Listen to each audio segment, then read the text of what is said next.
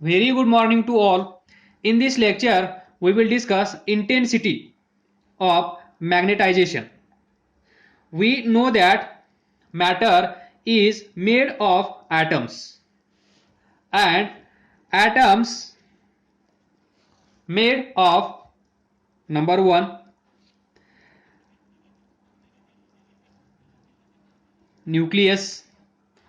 इथे कोण कोण असतो? प्रोटॉन्स, बरोबर. अजून न्यूट्रॉन्स, त्यानंतर electrons,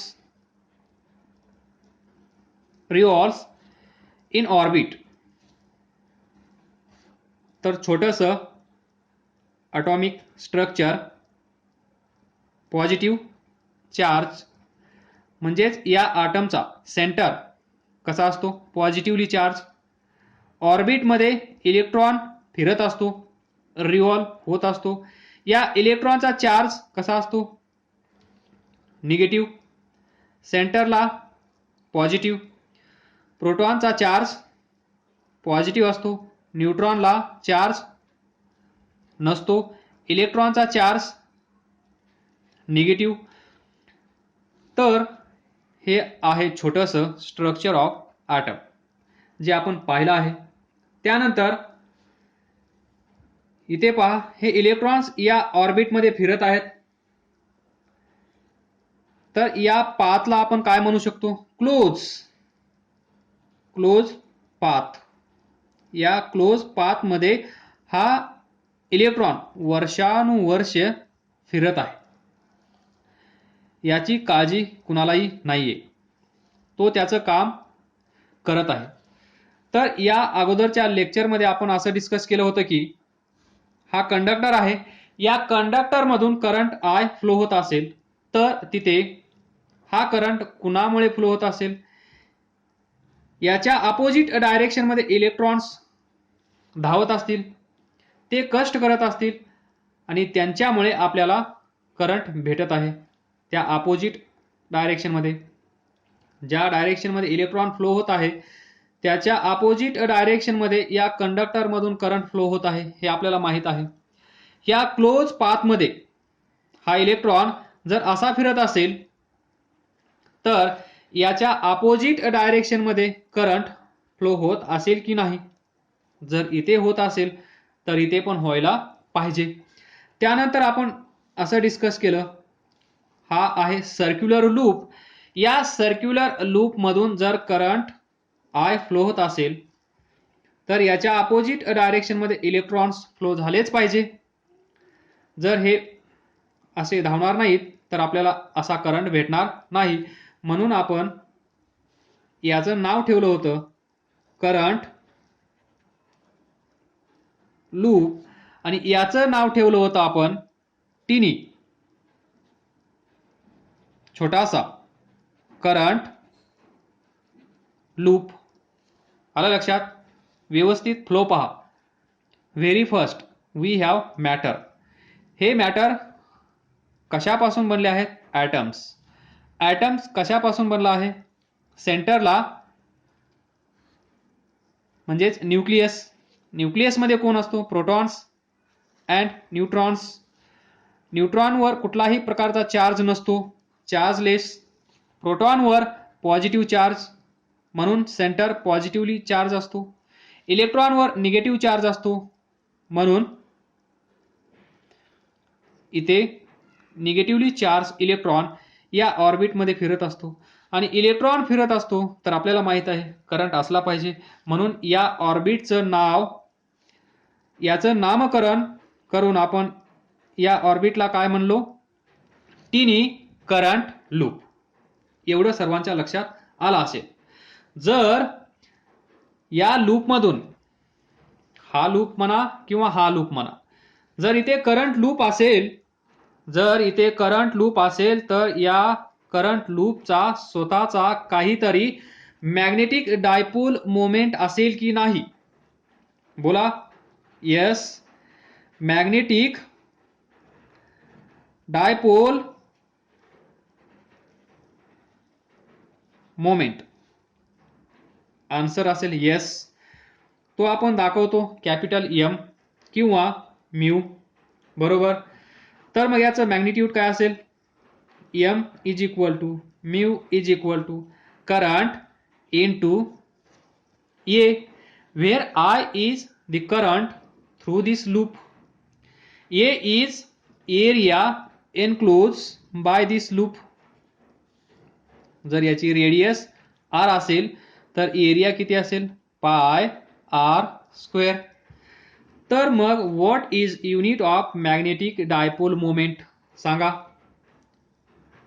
unit of current ampere into unit of area metre square.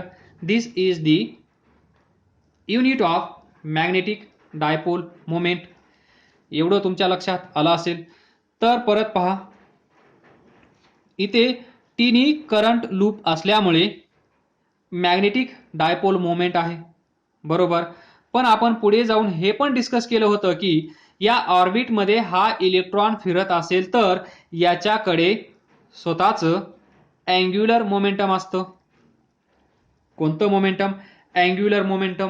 बरोबर. हे कशामुळे असतं? याच अँग्युलर मोमेंटमला आपण म्हणतो spin angular momentum. Angular momentum L और स्पिन अँग्युलर मोमेंटम. हे पण आपण डिस्कस केलं. म्हणजे इथे पहा, ही जी सिच्युएशन आहे इथे इलेक्ट्रॉन फिरत असल्यामुळे करंट आहे, म्हणून याला आपण तिन्ही करंट लूप असं बोललो. मग करंट लूप असेल तर तिथे मॅग्नेटिक डायपोल मोमेंट असायला पाहिजे. मग तो किती असतो? M is equal to current into area enclose by this loop. हे डिस्कशन केल्यानंतर आपल्याला हे पण माहित आहे, जर हा ॲक्सिस असेल, ही बॉडी असेल, ही ते अशी सर्क्युलर मोशन करत असेल. बरोबर.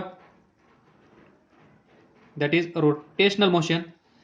तर याच्याकडे अँग्युलर मोमेंटम असतो. That is this angular momentum. हे अँग्युलर मोमेंटम या इलेक्ट्रॉनचं कसं असेल? परमनंट. बरोबर. इच इलेक्ट्रॉन, तर लक्षात ठेवा, हे सोडून that is magnetic dipole moment तर याच्याकडे आहेच, पण हे सोडून पण दुसरं काहीतरी याच्याकडे आहे, ते म्हणजे each electron has permanent angular momentum. बरोबर. आणि याच परमनंट अँग्युलर मोमेंटमला आपण म्हणू शकतो spin angular momentum of electron. Spin angular momentum of this electron. हे पण आपण डिस्कस केलं होतं. तर due to this permanent angular momentum किंवा due to this spin angular momentum there is permanent magnetic dipole moment. व्यवस्थित लक्षात घ्या, व्यवस्थित लक्षात घ्या. कुठल्याही प्रकारची आपल्याला घाई नाहीये. छोटासा करंट लूप, छोटासा करंट लूप म्हणल्यानंतर त्याच्याकडे असणार म्हणजे असणारच कोण? Magnetic dipole moment. नंबर 1 आलं लक्षात. त्यानंतर हा इलेक्ट्रॉन या ऑर्बिटमध्ये फिरत आहे. या ऑर्बिटमध्ये तो इलेक्ट्रॉन फिरत असल्यामुळे त्याच्याकडे असेल अँग्युलर मोमेंटम. लगेच जावा रोटेशनल मोशन मध्ये. बरोबर. त्याच हा सिस्टम फिक्स आहे, ॲटम फिक्स आहे, न्यूक्लियस फिक्स आहे, प्रोटॉन्स फिक्स आहेत, इलेक्ट्रॉन्स फिरत आहेत. तर इथे असलंच पाहिजे परमनंट अँग्युलर मोमेंटम. यालाच आपण म्हणलो स्पिन अँग्युलर मोमेंटम. मग इथे परमनंट अँग्युलर मोमेंटम असेल तर corresponding to its spin or due to this permanent angular momentum there is permanent magnetic dipole moment. So हा इथे इलेक्ट्रॉन फिरत आहे पॉझिटिव्हली चार्ज सेंटर इथे आहे. याची डायरेक्शन कशीही दाखवा, काही प्रॉब्लेम नाही. तर each electron, we know that each electron इथे has a permanent magnetic dipole moment. बरोबर. आणि यालाच हे जे डायपोल मोमेंट आहे हे कसं आहे, फिक्स. बरोबर. याची व्हॅल्यू आहे ms ड्यू टू स्पिन 9.274 किंवा 9.285. कुठे असे असेल, कुठे असे असेल. Don't get confuse. 10⁻⁻24 joule per Tesla into 10⁻⁻24 joule per Tesla किंवा AM स्क्वेअर. पाठीमागच्या लेक्चरमध्ये आपण पाहिलं AM स्क्वेअर. आलं लक्षात. म्हणजे आपल्याकडे दोन डायपोल मोमेंट आहेत. एक आहे ड्यू टू मोशन. बरोबर. त्यानंतर इथे न्यूक्लियस पण आहे. या न्यूक्लियस मुळे पण डायपोल मोमेंट असेल, पण हा एवढा छोटा असेल, हा एवढा छोटा असेल की तो आपण आज निग्लेक्ट करूया. तर आपल्याकडे दोन मॅग्नेटिक डायपोल मोमेंट भेटले आहेत. तर हे दोन्ही डायपोल मोमेंट लक्षात ठेवा. ही फिक्स व्हॅल्यू आहे. आणि जे ऑर्बिटल मोशन असेल या इलेक्ट्रॉनची, that is magnetic dipole moment due to motion of electron is over and above this. याच्यापेक्षा जास्तच असेल हे पण विसरू नका. समजलं नसेल तर विचारत राहा. सिंपल आहे. करंट लूप म्हणल्यानंतर मॅग्नेटिक डायपोल मोमेंट असणार m is equal to IA. इथे इलेक्ट्रॉन आहे, हा फिरत आहे. बरोबर. म्हणजे इथे अँग्युलर मोमेंटम आहे. अँग्युलर मोमेंटम म्हणजेच स्पिन अँग्युलर मोमेंटम. मग याच्यामुळे पण इथे काहीतरी डायपोल मोमेंट असेल, तो म्हणजेच दिस. याची व्हॅल्यू फिक्स असेल, एवढं लक्षात ठेवा. Finally we can say that or we can conclude that the resultant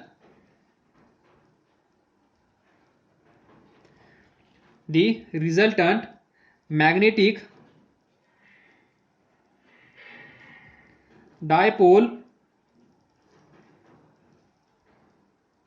moment is just vector sum, is the vector sum of all such magnetic moments. आलं लक्षात. करंट लूप मुळे असणारं magnetic dipole moment due to its spin there is magnetic dipole moment. Here is nucleus. या nucleus मुळे असणारं magnetic dipole moment. पण हे एवढं खूप खूप खूप छोटं आहे की ते आपण आज निग्लेक्ट केलं आहे. म्हणजे 1 2 3. तर मग रिझल्टंट मॅग्नेटिक डायपोल मोमेंट काय असेल, is vector sum of all such magnetic dipole moments. आलं लक्षात. Next we have different materials. बरोबर. तर काही मटेरियल्स मध्ये मॅग्नेटिक डायपोल मोमेंट 0 असतो. काही मटेरियलमध्ये मॅग्नेटिक डायपोल मोमेंट 0 नसतो. तर हा डिफरन्स कशामुळे. तर आपल्याला माहित आहे the magnetic dipole moment of electron. Electron कुणाचा असतो, ॲटम मध्ये. That is magnetic moment of electrons of an atom have tendency. इथे पहा, हा इलेक्ट्रॉन या आटममध्ये फिरत आहे. Have tendency to cancel in pairs. म्हणजे काय? हेलियम पहा, हेलियममध्ये जे 2 इलेक्ट्रॉन्स आहेत ते 2 इलेक्ट्रॉन एकमेकांना कॅन्सल करतात. कॅन्सल केल्यामुळे तिथे काय असेल मग? मॅग्नेटिक डायपोल मोमेंट नसेल. That is the magnetic moment or magnetic dipole moment of 2 electrons of this helium atom cancel each other. 2 electron आहेत, हे 2 इलेक्ट्रॉन एकमेकांना कॅन्सल करतात. कॅन्सल केल्यामुळे तिथे नेट मॅग्नेटिक डायपोल मोमेंट नसतो. हे झालं याच्यासाठी. पण काही ॲटम्स अशा आहेत की तिथे इलेक्ट्रॉन्स इक्वल नसल्यामुळे किंवा ऑड नंबर ऑफ इलेक्ट्रॉन्स असल्यामुळे असं आपण म्हणू शकतो, एखादा इलेक्ट्रॉन अनपेअर्ड राहतो आणि अनपेअर्ड राहिल्यामुळे काय होतं, तिथे मॅग्नेटिक डायपोल मोमेंट असतो. इथे 2 इलेक्ट्रॉन्स होते म्हणजे पेअर्ड सिस्टम झाला आणि पेअर्ड सिस्टममुळे मॅग्नेटिक डायपोल मोमेंट नसतो. जिथे ऑड नंबर ऑफ इलेक्ट्रॉन्स असतात तिथे पेअर्स तयार झाल्यानंतर एक इलेक्ट्रॉन अनपेअर्ड राहतो आणि त्या अनपेअर्डमुळे अनपेअर्ड इलेक्ट्रॉन यामुळे इथे काय असतं, नेट मॅग्नेटिक डायपोल मोमेंट. म्हणजेच काही ॲटम मध्ये नेट मॅग्नेटिक डायपोल मोमेंट नाहीये, तर काही ॲटम मध्ये नेट डायपोल मोमेंट आहे. तर असेल कुणामुळे? अनपेअर्ड इलेक्ट्रॉन्समुळे. पेअर्ड इलेक्ट्रॉनमुळे काय होत आहे तुम्हाला इथे दिसून आला आहे, 2 इलेक्ट्रॉन्स पेअर तयार झाली आणि मॅग्नेटिक डायपोल मोमेंट गायब झाला. म्हणून आपण असं म्हणू शकतो, in number of atoms or in number of, I can write in number of atoms किंवा ions किंवा molecules, the resultant magnetic moment, हे व्यवस्थित लिहून घ्या, resultant magnetic moment is 0, but in some atoms, but in some ions molecules resultant magnetic moment is not 0, that is non-zero. But in some cases, we can say cases, the magnetic moment of atom is non-zero. non-zero परत लिहित बसणार नाही, non-zero. बरोबर. मग आपण काय म्हणू शकतो, तर हे असं का आहे हे आपण पुढे डिस्कस करणार आहोत. तर एखादा ऑब्जेक्ट कन्सिडर करा, ऑब्जेक्ट, याला ऑब्जेक्ट कन्सिडर करा किंवा ॲटम कन्सिडर करा. या ऑब्जेक्टमध्ये भरपूर सारे ॲटम्स असतील की नाही तुम्हाला माहित आहे, हजारो करोडो ॲटम्स याच्यामध्ये असतील. म्हणजेच any object of finite size contains large number of, कसा, लार्ज नंबर ऑफ ॲटम्स. हाच ऑब्जेक्ट आहे आज आपल्यासाठी.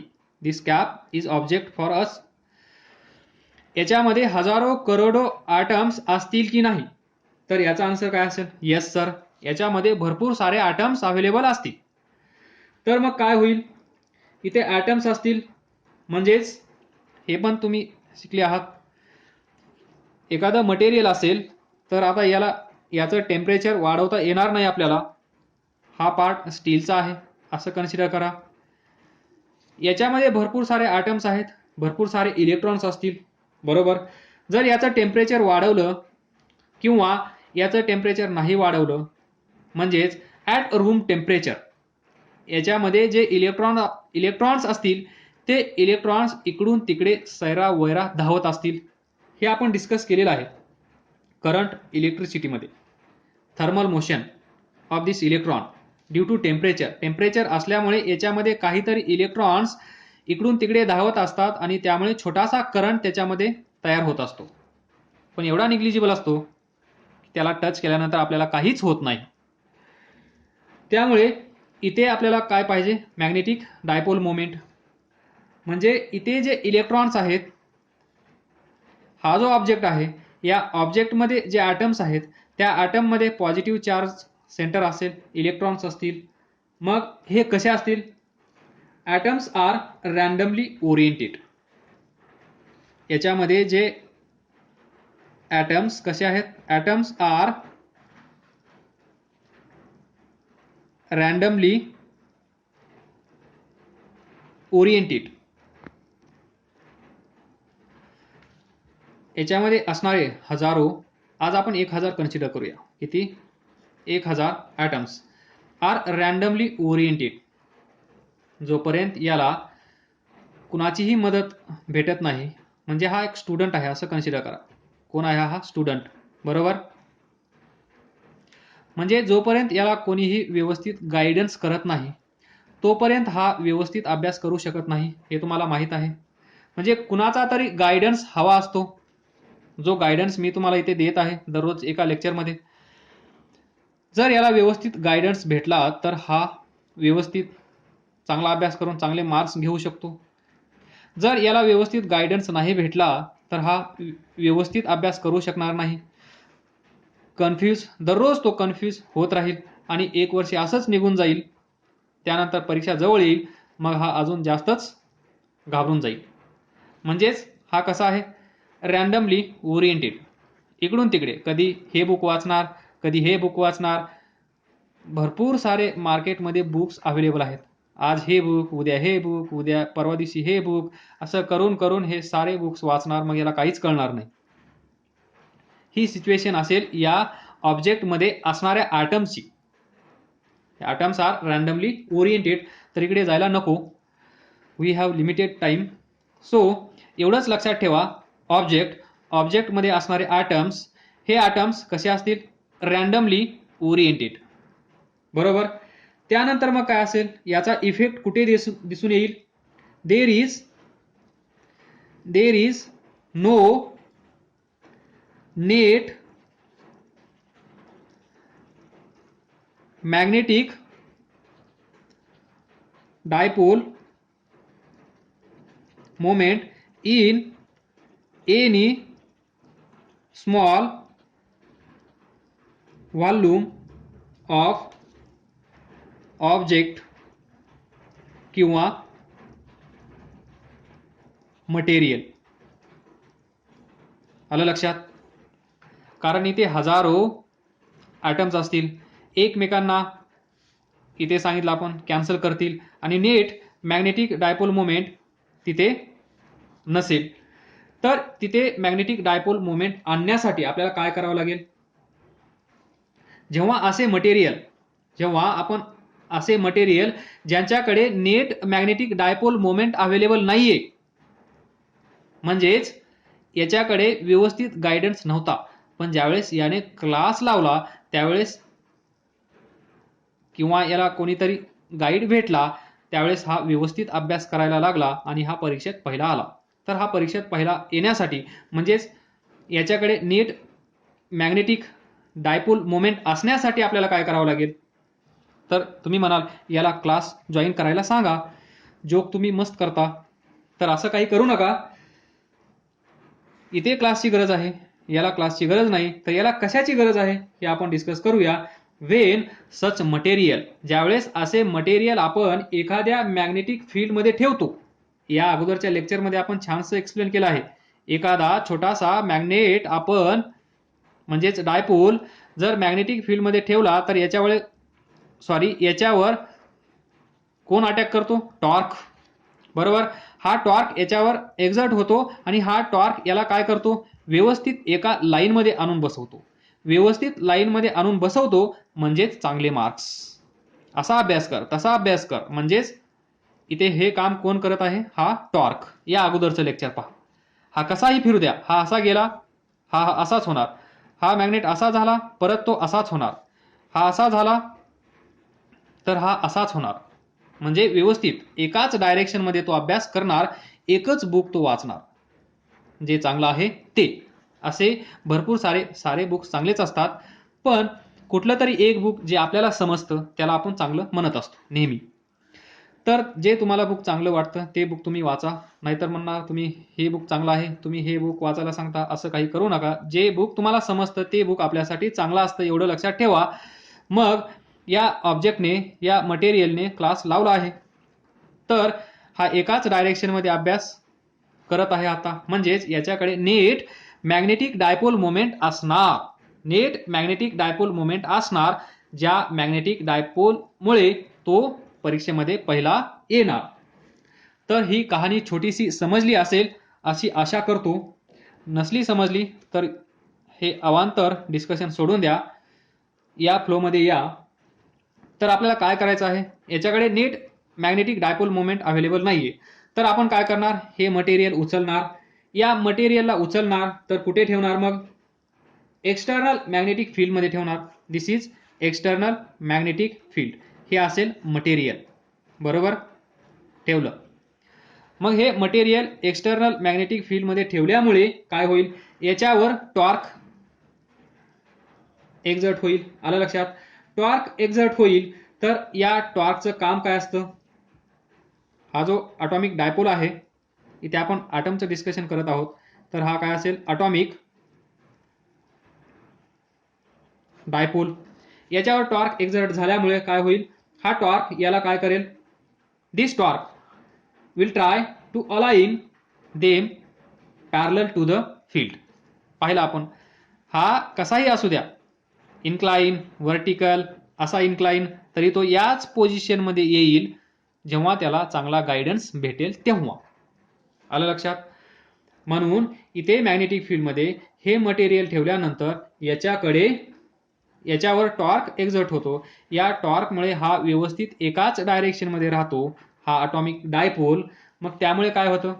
हे जे अलाइनमेंट आहे, या टॉर्कमुळे हा अगोदर असा होता, तो असा झाला, किंवा असा असेल तर असा होईल, म्हणजे एका डायरेक्शनमध्ये येईल. त्याला आपण काय म्हणतो? अलाइन. बरोबर? Again this is align. बरोबर? अलाइन. मग हे जे अलाइनमेंट आहे ते कसं असेल पहा. Only partial.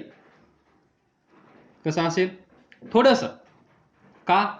याचं पण काहीतरी कारण असेल. कारण आपण मगाशी इथं डिस्कस केलं, हे ॲटम्स कसे आहेत? रॅन्डमली ओरिएंटेड आहेत. कशामुळे? Due to thermal motion. कशामुळे? Thermal motion of atoms. यांची जी मोशन आहे, कोणती? Thermal motion of atoms frequently changes the orientation of atom. प्रत्येक वेळेस या थर्मल एनर्जीमुळे, या थर्मल मोशनमुळे हे जे ॲटम्स आहेत ते त्यांची जागा सतत चेंज करत राहतात. त्यामुळे हे परत डिस्टर्ब होतात, परत टॉर्क एक्झर्ट होतो, परत ते एका डायरेक्शनमध्ये येतात. जसं अभ्यास करून करून थकल्यानंतर हा डिस्टर्ब होतो, बरोबर? तसंच हे परत परत डिस्टर्ब होतात, परत परत यांना गायडन्स करतो, आणि हे परत परत त्याच डायरेक्शनमध्ये अभ्यास करत राहतात. तर हे सर्व ऐकल्यानंतर तुमच्या लक्षात थोडं थोडं येत असेल, परत परत पहा, परत परत रीड करा, एक वेळेस तुम्हाला हे समजून जाईल. तर जो रॅन्डमली ओरिएंटेड होता त्याच्याकडे नेट मॅग्नेटिक डायपोल मोमेंट नव्हता, पण हा मॅग्नेटिक फील्डमध्ये ठेवल्यामुळे त्याच्यावर टॉर्क एक्झर्ट झाला. या टॉर्कमुळे तो स्टेबल झाला. स्टेबल झाल्यानंतर परत त्याच्याकडे थर्मल मोशन असल्यामुळे, थर्मल एनर्जी असल्यामुळे, काहीतरी टेम्परेचर असल्यामुळे हा परत डिस्टर्ब झाला. हा परत डिस्टर्ब झाला तर परत या मॅग्नेटिक फील्डमुळे तो परत स्टेबल होईल. म्हणजेच हे जे अलाइनमेंट असेल, हा जो छोटासा बार मॅग्नेट म्हणा किंवा ॲटॉमिक डायपोल म्हणा, हा या पोझिशनमध्ये जो राहिला आहे तो कसा असेल? पार्शियल. थोड्या वेळासाठी तो असा होईल, परत डिस्टर्ब होईल. मग काय करायचं? तर असं दिसून आलं की नेक्स्ट